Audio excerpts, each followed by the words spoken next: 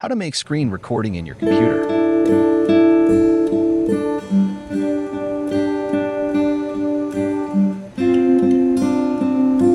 You need to press Windows logo together with Shift Thinner in your keyboard.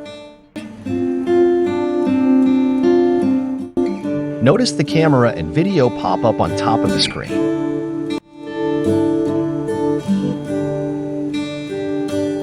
Select the area of the screen that you want to include in the recording.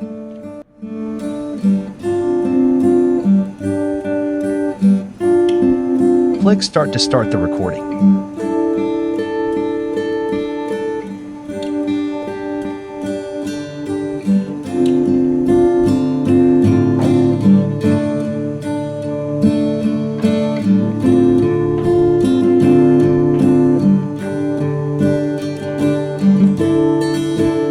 You can pause or stop the recording.